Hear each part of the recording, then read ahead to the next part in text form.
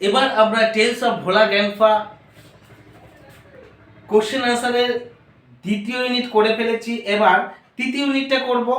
তো তোমরা একটুখানি ধৈর্য ধরে দেখো, আমি এখানে লিখে রেখেছি, শুধু টেন্স অনুযায়ী বুঝিয়ে দেব, যাতে করে তোমরা পরীক্ষাতে অতি সহজে সুন্দরভাবে নিজের ভাষা দিয়ে লিখতে পারো, সেই ভেবেই আমি তোমাদের এখানে লিখিয়ে দেব।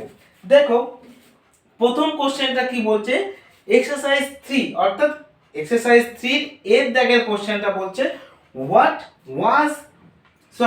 why was no real treasure found under the sand dune? কেন বালির চরের নিচে প্রকৃত সম্পদ খুঁজে পাওয়া গেল না? এটাই হলো কোশ্চেন। তো এখানে দেখো এই কোশ্চেনটার অর্থ যেটা বলছে বালির চরের নিচে কেন প্রকৃত সম্পদ খুঁজে পাওয়া গেল না। উত্তরটা দেখো, no real treasure was found, অর্থাৎ এই যে বাক্যটা এখানে লেখা হয়েছে ঠিক এই গঠনে লেখা হয়েছে অবজেক্ট প্লাস ওয়াজ অথবা were plus V3 plus by plus subject, অর্থাৎ পাস্ট ইনডিফিনাইট টেন্সে ভয়েস চেঞ্জের গঠনে বাক্যটা আছে। দেখো subject plus V2 plus object, এটাকে ভয়েস চেঞ্জ করলে object plus was were plus V3 plus by plus subject, এই বাই প্লাস সাবজেক্ট উজ্জ থাকে এখানে, তাই আছে।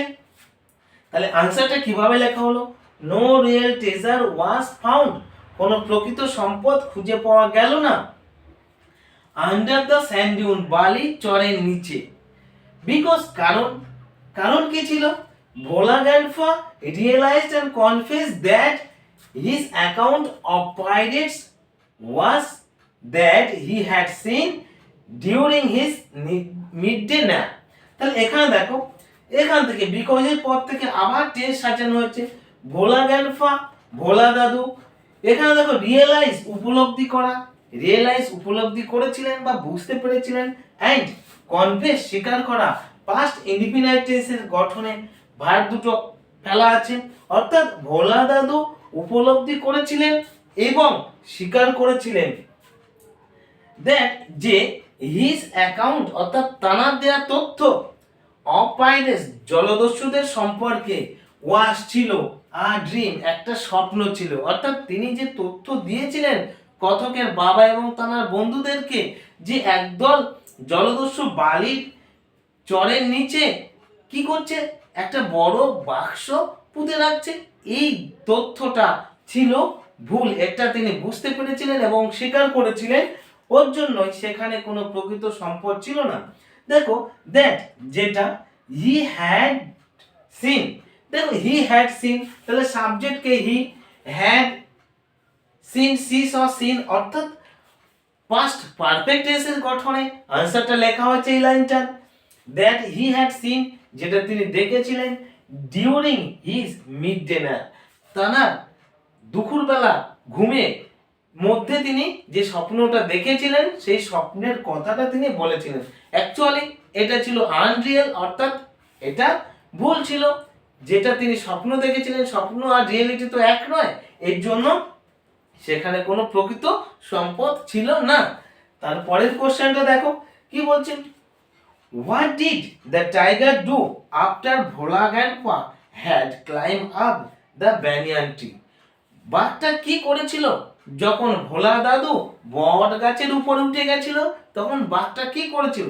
তাহলে দেখো এখানে যে কোশ্চেনটা করা হচ্ছে, এই কোশ্চেনটা পাস্ট ইনডিফিনাইট টেন্সের গঠনে ফেলে কোশ্চেন করা হচ্ছে।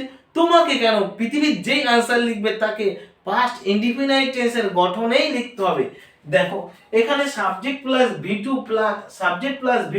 প্লাস অবজেক্ট এই গঠনে ফেলে আমি কোশ্চেনটার আনসার করব।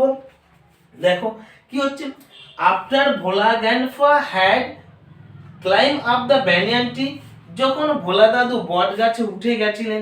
এখানে দেখো পাস্ট পারফেক্ট টেন্স কি অতীতের দুটি ঘটে যাওয়া ঘটনা বা কাজের মধ্যে যেটা আগে ঘটবে সেটা পাস্ট পারফেক্ট টেন্স হবে। এর জন্য after Bhola grandpa had climb up the banyan tree, যখন ভোলা দাদু বট গাছে উঠে গেছিলেন, পাস্ট পারফেক্ট টেন্সের গঠনে আছে। তখন কি হয়েছিল, দ্য টাইগার রোয়ার গর্জন করা, পাস্ট ইনডিফিনাইট টেন্স গর্জন করেছিল। এন্ড সার্কেল মানে চার ধারে ঘোরা, এই বট গাছটা, সাপোজ মনে করো এটা বট গাছ, এটা চারিধারে ওই বাঘটা কি করেছিল, ঘুরপাক খেয়েছিল কতবার, অ্যাবাউট 100 টাইমস, 100 বার ওই বট গাছটার চারিদিকে ঘুরপাক খেয়েছিল কে, বাঘটা। কেন, ভোলা দাদু যখনই নামবে তখনই হালিউম করে খেয়ে নেবে, এই ভেবে। এবার দেখো দেন তারপর ইট সেটেল, ইট বলতে গেলে টাইগারের কথা বলা হচ্ছে, ইট সেটেল আন্ডার আ বুশ, একটা ঝোপের উপর বসে পড়েছিল, without taking it's I of him, তার চোখটা ওনার থেকে অর্থাৎ ভোলা দাদুর থেকে না সরিয়ে এরকম করে একভাবে বসে পড়েছিলেন কে, বাঘটা। তারপরের কোশ্চেনটা দেখে নাও, what was the reason of Bhola gangsters death according to his wife, অর্থাৎ ভোলা দাদুর বইয়ের মতে ভোলা দাদুর মৃত্যুর কারণটা কি ছিল।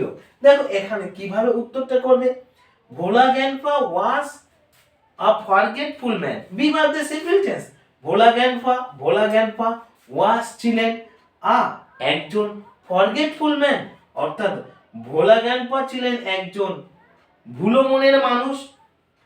So according to his wife, তাই তানার বইয়ের মতে he must have forgotten, modal auxiliary verb দিয়ে লেখা হয়েছে বাক্যটা, তিনি ভুলে গেছিলেন টু ব্রিথ, শ্বাস প্রশ্বাস নিতে, and that is why he died, এবং তাই তিনি মারা গেছিলেন। এটা হলো কোশ্চেন সি এর উত্তর। আশা করি তোমরা বুঝতে পারছো, প্রত্যেকটা কোশ্চেনগুলোকে আমি টেন্স অনুযায়ী তোমাদেরকে বোঝানোর চেষ্টা করছি। এরপরে আমি তোমাদের করাবো কি, এখানে দেয়া ন্যারেশন চেঞ্জগুলো আমি এরকম ছকের সাহায্যে বোঝাবো, একটু ধৈর্য ধরে তোমরা বুঝে নিও, আশা করি তোমাদের ভালো লাগবে এবং তোমরা বাস্তব জীবনে প্রয়োগও করতে পারবে।